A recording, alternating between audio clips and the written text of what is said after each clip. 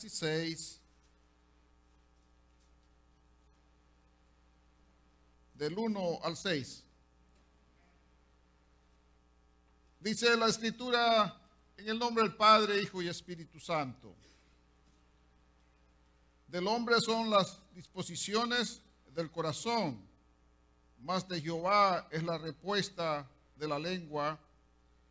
Todos los caminos del hombre son limpios en su propia opinión, pero Jehová pesa los espíritus. Encomienda a Jehová tus obras, y tus pensamientos serán afirmados. Todas las cosas ha hecho Jehová para sí mismo, y aún al impío para el día malo. Abominación es a Jehová todo altivo de corazón, ciertamente no quedará impune. Con misericordia y verdad se corrige el pecado, y con el temor de Jehová los hombres se apartan del mal. Vamos a dar gracias por la palabra. Padre, te damos gracias por los consejos que nos das a través de la Escritura. También nos afirmas, nos enseñas, oh Dios, que nuestra confianza debe estar totalmente en ti, Señor. Y en tiempos de angustia o tiempos difíciles es cuando más necesitamos esa confianza en nuestras vidas. Por eso te pedimos, oh Dios, que nos enseñes, nos instruyas, nos guíes, nos fortalezcas, nos enseñes a través de la Escritura. Gracias te damos en el nombre de Jesucristo. Amén y amén. Pueden sentarse, queridos hermanos.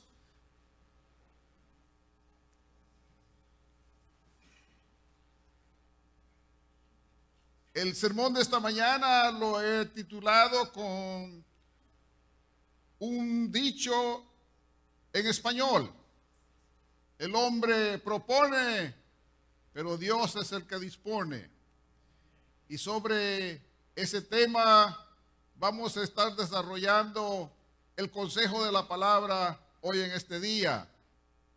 Así es que el hombre propone, pero Dios es el que dispone. Y ahora vamos a hablar entonces de las disposiciones del hombre, lo que nosotros, o los planes de nosotros. Cada uno de nosotros hace planes en la vida, sean a largo plazo, a medio plazo de la vida o a corto plazo. Siempre hacemos planes. Estamos planificando. Usted posiblemente está diciendo, bueno, mañana tengo que hacer esto y esto y esto, martes, etcétera, etcétera, y así va planificándolo, o día a día, semana por semana, mes por mes, año por año, pero usted planifica lo que va a hacer. Y todos lo hacemos. Todos planificamos qué es lo que queremos hacer o planeamos hacer. La importancia es que esos planes del corazón y de la mente son planes del hombre o de la humanidad. Pero en el sentido de que Dios le ha dado entendimiento con ese propósito de poder planificar su vida. Ese entendimiento también le ayuda a conectar ideas.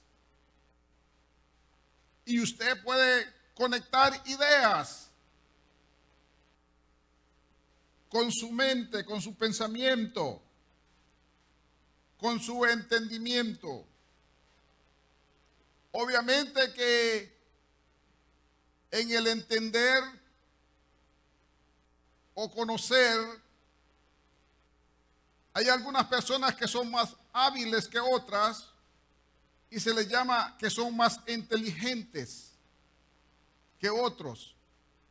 Otros son más dotados con inteligencia y otros con menos inteligencia, pero todos tenemos un nivel de inteligencia donde nosotros planificamos, organizamos nuestra vida y obviamente lo que queremos es lo mejor para nosotros y para los nuestros. Esa habilidad solo Dios la puede dar, que usted pueda expresar ideas en palabras apropiadas. Pero eso de poner palabras apropiadas, las ideas en orden, también es un regalo de Dios. Es un don de Dios para nosotros. Entonces la importancia está no solo en formular las ideas o expresar las ideas o planificarlas, sino que va hacia a más. Si yo reconozco que es un regalo de Dios, es un don de Dios dado a nosotros, tengo que reconocer que mis pensamientos, mis planes, mis ideas deben de ser filtradas a través de la voluntad de Dios. Deberíamos de preguntarle a Dios si lo que estoy planificando hacer es lo que más me conviene a mí. Y obviamente usted y yo siempre estamos trabajando para lo que más le conviene a usted y a su familia. No en un sentido egoísta, sino en un sentido sano de que siempre queremos lo mejor para nuestras vidas. Y eso es lo normal y lo correcto, de que usted quiera lo mejor para su vida, para su familia y para los demás. El desearle lo mejor a otras personas es bueno. Cuando alguien prospera, tiene éxito en la vida, en el ambiente económico, nosotros deberíamos de alegrarnos y decirle: bien hecho, hermano, hermana, por su triunfo, por su esfuerzo. Y eso es parte del bienestar de nosotros. El desearle a otro que prospere en la vida, porque también nosotros queremos ser prosperados, pero no solamente es el sentido económico que nos lleva a la prosperidad, sino que todo, más que todo es la relación que nosotros tenemos con nosotros y con nuestro Creador. La relación que tenemos con nuestro prójimo, que sean relaciones sanas y cómo mejorar nuestras relaciones con ellos, ¿verdad? Cada día nosotros debemos de mejorar nuestras relaciones. Ahora bien, en el verso 2 dice: todos los caminos del hombre son limpios en su propia opinión, pero Jehová pesa los espíritus. Aquí espíritu se refiere a todo su ser, a toda lo que es la vida suya. Y Dios dice: va a pesar las decisiones que usted y yo tomamos. Quiere decir que todo lo que hagamos, decisiones que hagamos en nuestra vida, siempre van a pasar por la balanza de la justicia de Dios. Entonces, pero es importante cómo nosotros juzgarnos a nosotros mismos. El juzgarnos o hacernos una autoevaluación de nosotros mismos, casi diríamos que es imposible que nos hagamos una autoevaluación justa de nosotros mismos.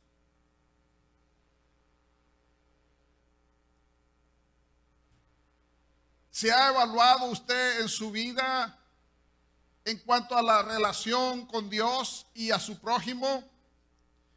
Y por muy fina, detallada que su mente analice su vida, siempre va a haber un pero.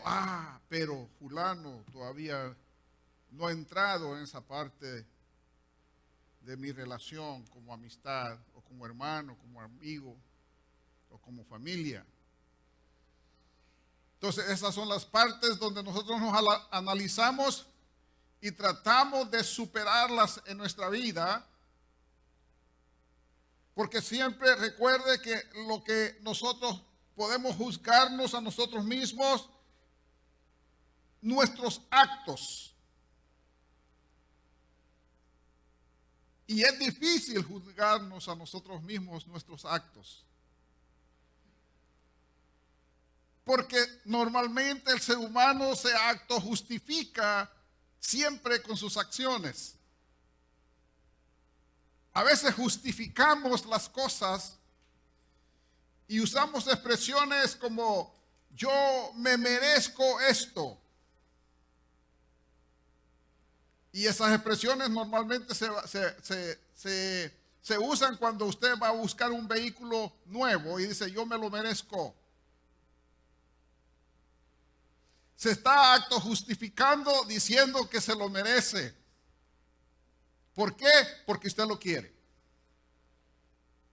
Y usted en su mente lo va a procesar y lo va a justificar.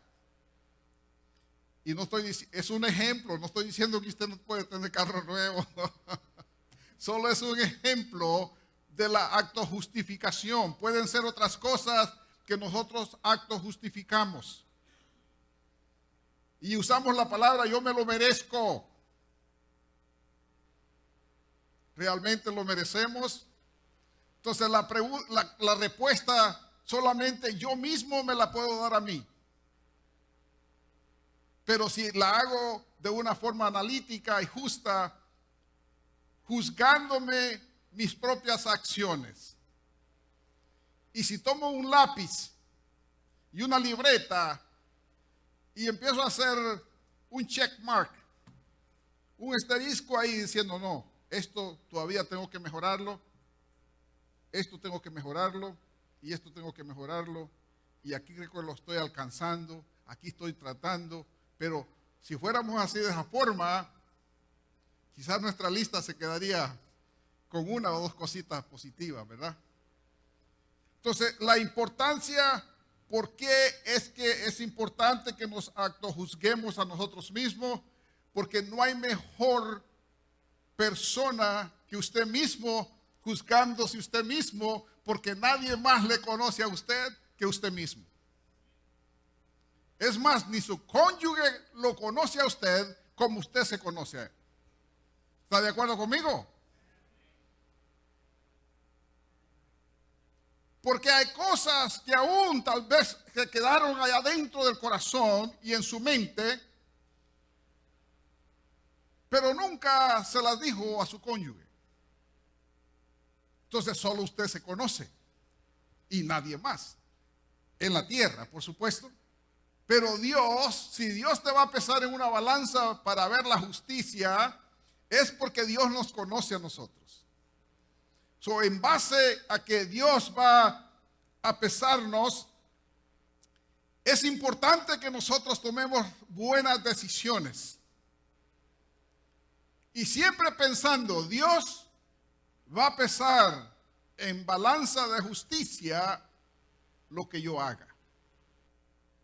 Y si yo pienso eso antes de actuar, pues a lo mejor lo haga mucho mejor que cuando lo hago sin analizar la voluntad de Dios en mi vida. Entonces, así es que Dios obra. Todos los caminos del hombre son limpios en su propia opinión, pero Jehová pesa los espíritus, o sea, las acciones nuestras. En base a eso, nosotros tomaremos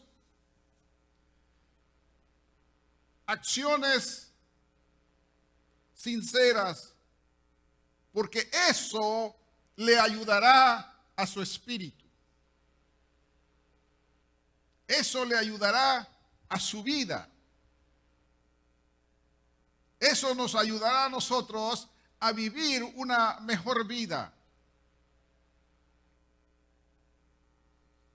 También el verso 3 dice: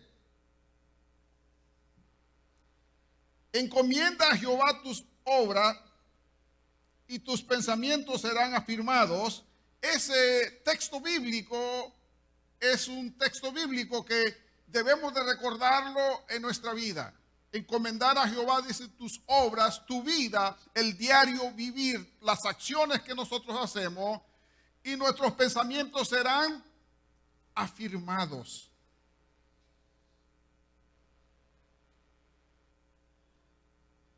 Allí debe de entrar la confianza como cristianos, como hijos de Dios, que Dios siempre estará al lado suyo ayudándole.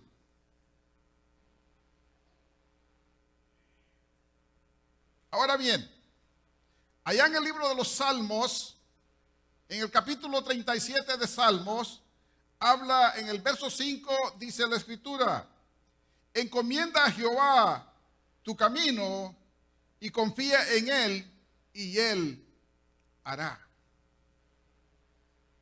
Confiar a Jehová los caminos es confiar nuestros planes.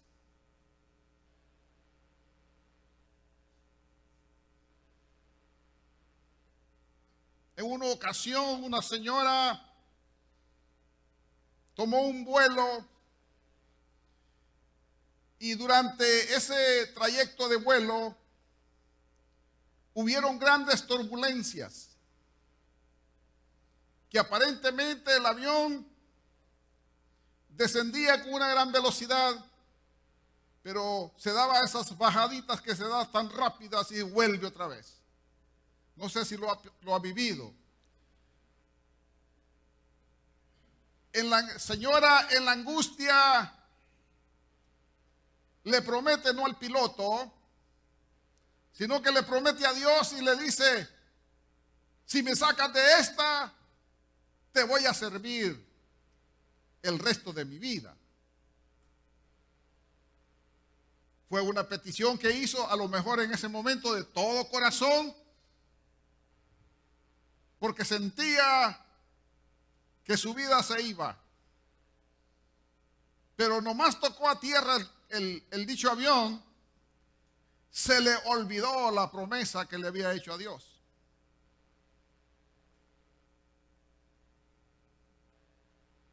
Entonces no seamos como esas personas que prometen algo y no lo cumplen. Pero ella estaba prometiendo su vida a Dios, pero como ya su vida no la vio en peligro, pues ya no necesito de Dios. Y eso no es el sentido del cristiano. El cristiano sigue confiando en Dios, sea que se encuentre en un avión en turbulencia, o sea que esté todo pacífico alrededor suyo, usted sigue confiando en Dios. Y si usted vive en Houston, debe de confiar más en Dios. Porque se levantan unas tormentas, hermanos, que con rayos, truenos y toda cosa. Y los primeros que empiezan a temblar son los perritos. Y los que siguen son los adultos. Entonces se estremecen las casas, las calles se inundan. Y luego la tormenta pasó y salió el sol. Loca. Pero en ese momento se siente como intimidado. Dice, si un rayo cae acá.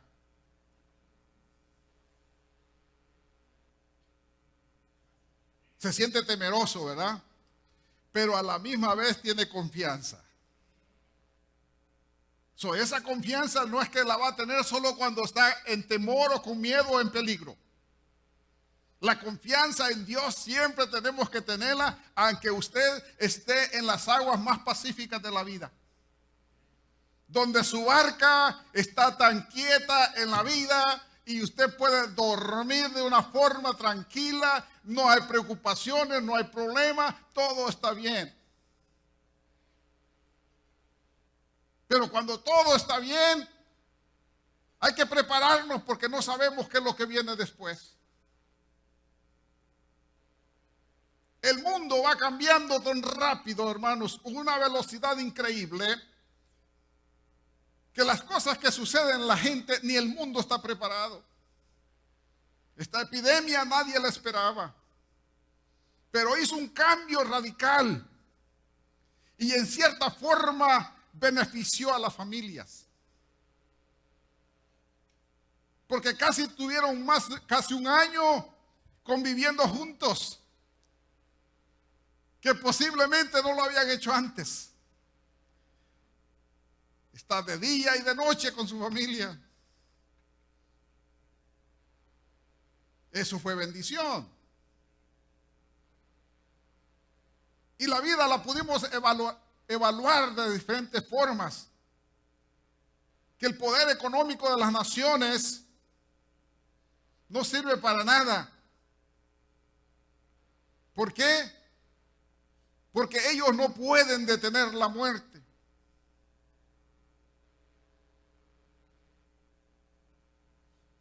Por eso la importancia de confiar en Dios. La importancia de que tu corazón se sienta firme aún en la turbulencia de la vida o en los momentos pacíficos de la vida. Siempre hay que darle gloria a Dios, porque Él es el Dios soberano y a Él le damos la gloria y la honra, y no importa lo que venga, Dios sigue siendo Dios y usted y yo seguimos siendo hijos de Dios, y por cuanto somos hijos de Dios, ha prometido guardarte hasta el día que te vayas. Y ahí es donde debe de crecer nuestra fe en las promesas de la palabra de Dios. No viendo hacia el mundo ni lo que el mundo hace, sino viendo lo que la palabra de Dios me enseña. La palabra me asegura, me afirma, hace que mi fe se mantenga firme en el poder de la palabra de Dios. Solo Dios es soberano y Él es el que puede cambiar las tormentas de la vida. Él es el que puede cambiar la enfermedad. Él es el que puede cambiar las dificultades de la vida. Solamente Dios lo puede hacer en nosotros. Debemos de crecer en esa fe de confianza total en Dios. Crezcamos, amada iglesia del Señor, en esa fe en Cristo Jesús. Dejemos de discutir unos a los otros y veamos a Cristo Jesús. Y dice también allá en Primera de Pedro, capítulo 5, verso 7. Cuando usted está ansioso, Pedro da una recomendación. Echando vuestra ansiedad sobre Él, porque Él tiene cuidado de vosotros. Qué hermosa promesa la que Pedro describe acá, diciendo, sí, estamos de acuerdo. Hay momentos que pasamos por cierta ansiedad en nuestra vida, pero dice, ten confianza. Nos llama a la confianza aún en medio de la ansiedad de la vida, porque esa ansiedad debe de ir sobre Él, porque Él tiene, dice, cuidado de vosotros. Dios tiene cuidado de usted y yo. Aunque te sientas ansioso, aunque te sientas que tu barca en este momento se empiezan a agitar las aguas, es una ansiedad dentro de tu espíritu, y solo Dios, dice, tendrá cuidado de ti. Aunque estés pasando por dificultades, aunque estés pasando por enfermedades o por problemas de la vida, ten confianza en Cristo Jesús, porque Él no abandona y su palabra se mantiene fiel para siempre. Sea bendito su nombre. Él tiene cuidado de vosotros. Él tiene cuidado de la iglesia. Él no desampara a sus hijos, no abandona a sus hijos. Ahí siempre estará con nosotros. Él estará presente a través del Espíritu Santo, obrando en la vida de aquellos que han puesto la fe en Cristo Jesús. No solo para salvación, sino para que me lleve del tiempo a la eternidad. Yo sigo caminando como Abraham. Dijo, caminaré como un peregrino en esta tierra. Pero él esperaba algo mayor, esperaba algo mejor, esperaba algo como la iglesia espera ahora. Somos peregrinos en esta tierra, sí es verdad, pero este peregrinaje se terminará. El dolor se acabará, la angustia se acabará, la aflicción se acabará, porque allá cuando entres a la eternidad no habrá dolor, no habrá enfermedad, no habrá aflicción, no habrá ansiedad, solo habrá la paz de Dios morando en vuestros corazones. Oh, santo. A ese Dios es el que servimos. Pero ese Dios debe de estar siempre presente en todo momento de nuestra vida. ¿Sabía usted que cuando estamos en un estado de ansiedad también podemos tomar decisiones incorrectas?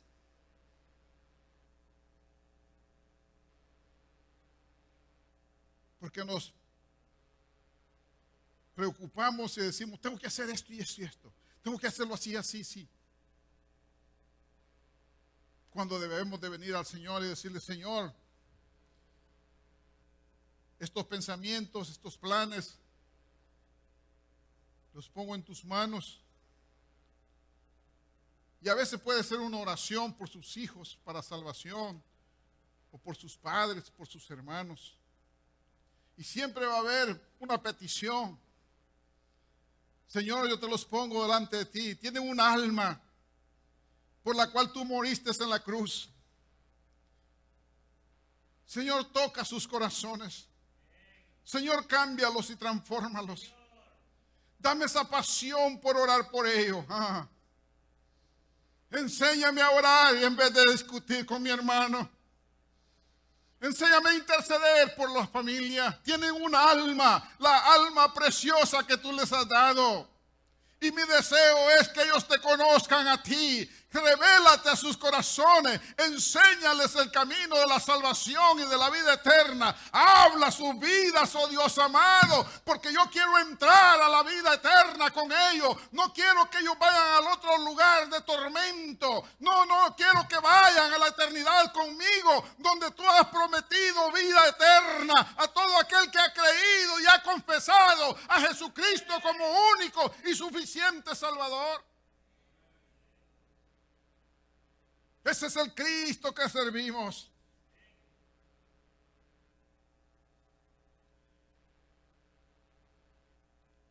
Cuando decimos encomendar, el hebreo es gol o G-O-L, del verbo golal, que significa, cuando decimos encomendar, significa hacer rodar. Pero ¿qué usted va a hacer rodar? La ansiedad. Hacerla rodar entregándosela a Dios. Y decirle, Señor, yo necesito tu ayuda. Te la entrego. Ayúdame a que esta carga ya no esté en mí. Esta carga de emoción que me agobia. Que no puedo, Señor, oh Dios, disfrutar la vida como tú quieres que la disfrutemos. Pero esta carga la dejo rodar para que llegue a ti. Y Dios puede cargar con todas las cargas. Si Cristo cargó con todo el pecado de esta humanidad, ¿cómo no va a cargar con sus problemas ahora, hermano? Entonces aprendamos a entregárselos a Dios. Señor, en confianza yo te los entrego a ti. No quiero vivir en una vida de ansiedad. No quiero vivir una vida inquieta. Oh Dios amado, pon tu paz dentro de mí. Yo sé que el Espíritu Santo mora en mí y Él me ayudará al consuelo, a la fortaleza, a la guianza, a la seguridad, a la firmeza. Y yo caminaré, oh Dios amado, creyendo que Jesucristo me ha dado vida eterna, pero también debo de vivir para Cristo Jesús en esta tierra. Y ese es el bienestar de Dios para con nosotros.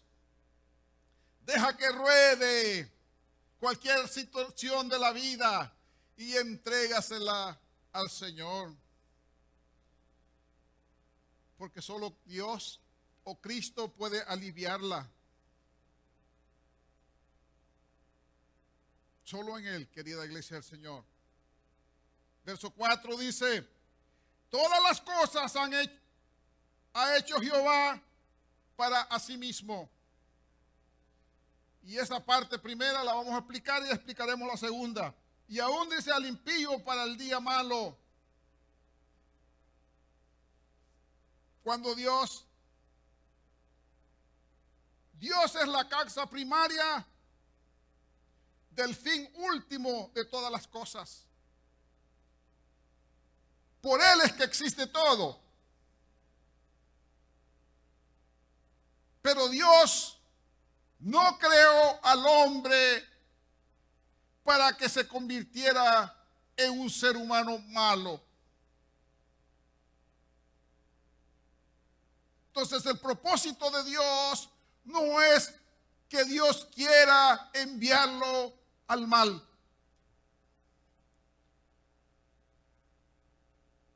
Pero por causa de la rebelión del corazón del hombre, Dios tiene que destinar un lugar para aquellos que no quieran aceptar el perdón de Jesucristo. Y esto es importante para nosotros. O sea, no es que Dios lo planificó para mandarlos a ese lugar o ese día de castigo para el malo, sino que el hombre se volvió malo. Váyase conmigo al libro de Eclesiastés para afirmar lo que estamos diciendo. O sea, Dios no va a predestinar a una persona para el mal. Eclesiastés capítulo 7. Dios no piensa hacer esas cosas así. Dios nunca predestina a una persona hacia el mal. ¿Está conmigo? Eclesiastés capítulo 7, verso 29. Dice la escritura: he aquí, solamente esto he hallado, que Dios hizo al hombre como recto, pero ellos buscaron muchas cosas, muchas perversiones. Dios creó al hombre recto, justo, santo, pero el hombre decidió ser perverso en su corazón. Entonces, el plan de Dios es que usted y yo fuimos creados rectos, justos ante Dios, porque esa era la única forma de comunicarnos con Dios. Pero ahora somos restaurados nuevamente a esa comunicación, a la justicia y a la rectitud y a la santidad de Dios a través del sacrificio de Jesucristo. En otras palabras, vamos a tomar un nombre de un vehículo y vamos a decir un Mercedes-Benz, fabricado por los alemanes, pero que este vehículo fue chocado y su figura, que era tan hermosa, ha sido desfigurada. Pero viene el hombre y trata de restaurarlo a la imagen de lo que era el vehículo. Y casi lo lleva al 100% de su vista de lo que era el vehículo, pero nunca queda igual. Pero eso no es el caso del hombre en Cristo Jesús. El hombre fue creado para que tuviese relación con Dios. Por causa del pecado fue desfigurado, desformado. Pero ahora viene alguien, el hacedor del hombre, y lo vuelve a tomar en su mano y le vuelve a dar forma y figura a través de Cristo Jesús. Ahora usted y yo tenemos la figura original, no perfeccionada, pero va a la perfección. Pero ahora esta figura que fue desfigurada por el pecado, ahora tenemos acceso directo al Padre Celestial para adorarlo, para bendecirlo y para declarar nuestra confianza en Él, porque estábamos desfigurados por el pecado y ahora nos ha vuelto a dar la forma que debemos de tener para volver a tener esa comunión celestial con Dios a través del sacrificio de Cristo Jesús en la cruz del Calvario. Y ahora lo que queda en nuestros corazones es un agradecimiento, porque ahora tengo acceso directo al trono de la gracia de Dios, a donde Cristo Jesús está intercediendo por los que están en la tierra, aquellos que claman a Cristo Jesús, como Juan clamaba en el Apocalipsis: sí, Señor, ven, ven, oh Dios amado de la gloria. La iglesia debe de clamar que sea guardada del mal, que sea guardado en todo tiempo, y debemos de clamar a Dios Todopoderoso, y Él responderá a tus oraciones. Restaurados totalmente en Cristo Jesús. Eso es buenas noticias en Cristo Jesús. Entonces, el fin del hombre, Él ha decidido ir donde Él quiere ir, pero tiene opciones. La opción es Jesucristo. El hombre no debe vivir sin la gracia de Dios. Pero bienaventurados somos nosotros y vosotros, porque el Señor nos ha abierto nuestros ojos espirituales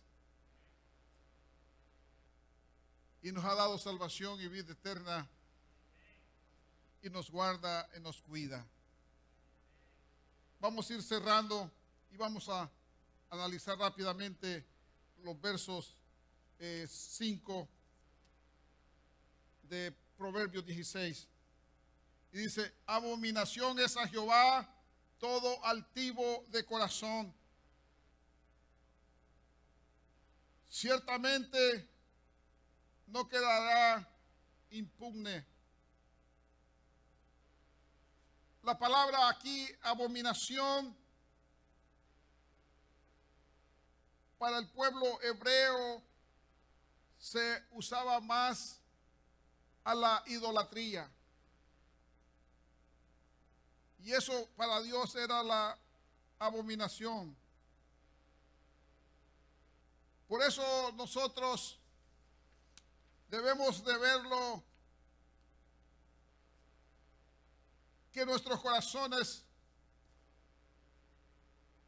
después que ha sido revelado Jesucristo en nuestros corazones, no debe de haber idolatría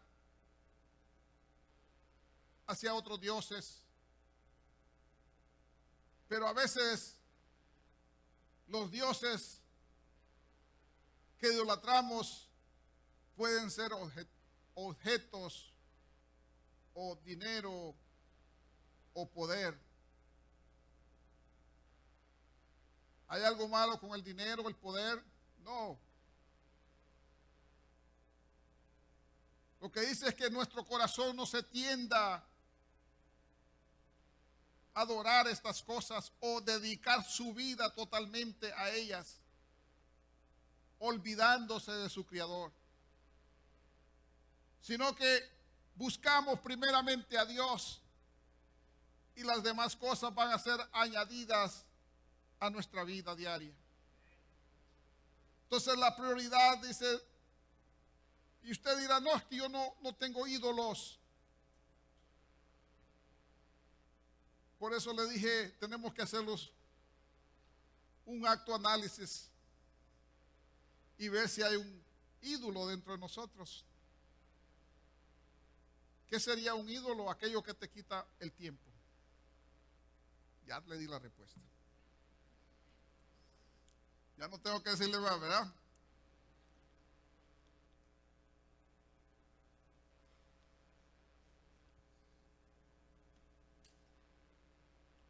Pero no es el tema ese, sino que estemos conscientes de nuestras acciones y que nuestros pensamientos sean canalizados de acuerdo a la voluntad de Dios. Y finalmente el verso 6 dice, con misericordia y verdad se corrige el pecado, y con el temor de Jehová los hombres se apartan del mal. La culpa del pecado se nos quita por la misericordia y por la verdad. O sea, si usted quiere ayudar a su hermano, número uno, usted tiene que usar misericordia.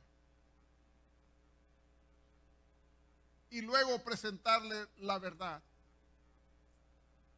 La verdad es decirle dónde está y que regrese donde Dios lo tiene. Pero dice, necesitas misericordia. No solo para regresar a tu hermano del error, sino también para presentarle el evangelio a los amigos.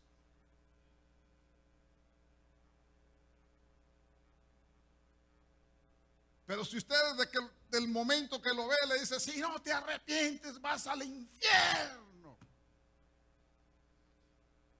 ¿usted cree que el amigo lo va a querer oír? No. Pero dice, usa misericordia. En otras palabras, póngase usted en los zapatos de él. Por un momento piense cómo esa persona se encuentra. Número uno, se encuentra alejada de la presencia de Cristo Jesús. Y no puede tener revelación ni conocimiento de Dios hasta que la luz del evangelio alumbre en su corazón y el poder del Espíritu Santo lo convenza de pecado, que tiene que arrepentirse. Pero es necesario que escuche la palabra, no a través de los ángeles, porque los ángeles no evangelizan, ni a través de otros medios, sino que el medio que Dios ha dejado es usted y yo, y que tengamos misericordia para presentar la verdad. Hagamos uso de esas cosas, no solo para regresar a nuestro hermano, sino para conquistar al amigo. No es que lo vamos a conquistar, lo vamos a invitar a que conozca a Cristo y que tenga un arrepentimiento genuino dentro de su corazón. No solo porque se le diga acepta a Cristo y la persona lo hace, no quiere decir que es salvo. No, tiene que haber un arrepentimiento genuino dentro del corazón, donde sentirá dolor por haber pecado contra la santidad de Dios, pero a la misma vez eso se llama arrepentimiento, y cuando el arrepentimiento viene, entonces es cuando el Espíritu Santo entra y limpia la casa y empieza a morar dentro de aquella persona, porque Cristo lo ha traído a sus pies para darle vida eterna. Ese es el poder del evangelio, que cambia al hombre, que cambia al ser humano, para que sea libre espiritualmente y pueda adorar a su Creador.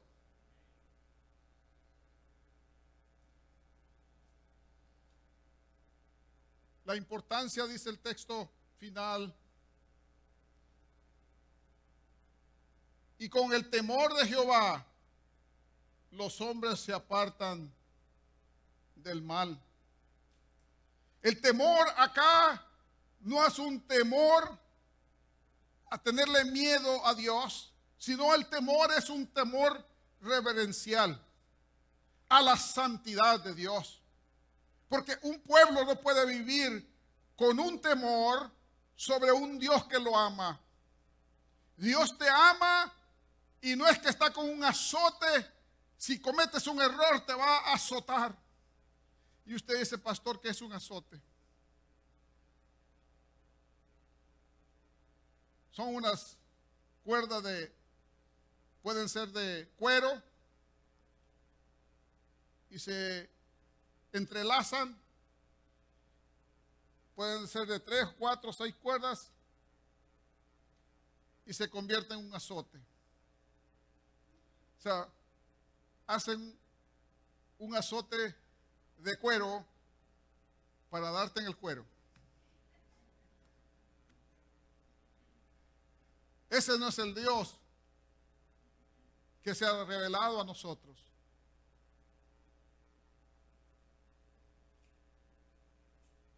Dios, el temor a Jehová es la reverencia a su santidad, y que en los cristianos no se pierda el temor a Jehová.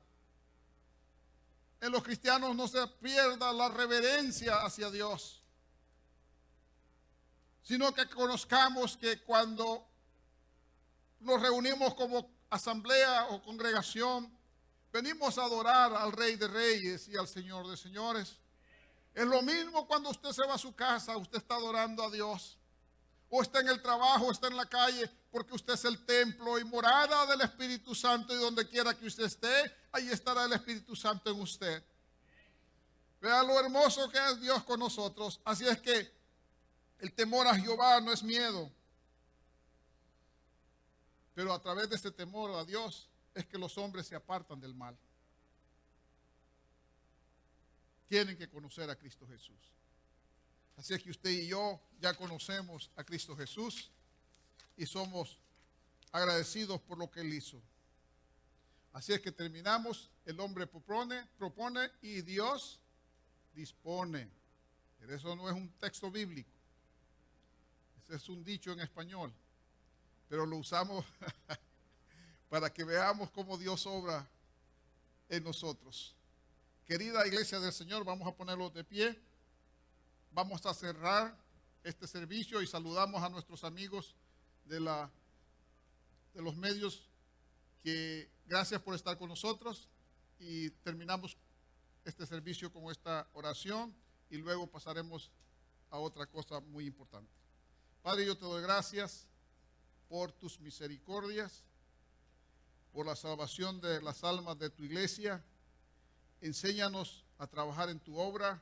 Enséñanos, oh Dios, que nuestros planes, lo que planificamos, sea puesto en tus manos, y que lo que hagamos, lo hagamos, oh Dios, sabiendo que toda acción va a ser pesada en la balanza de la justicia tuya, Señor.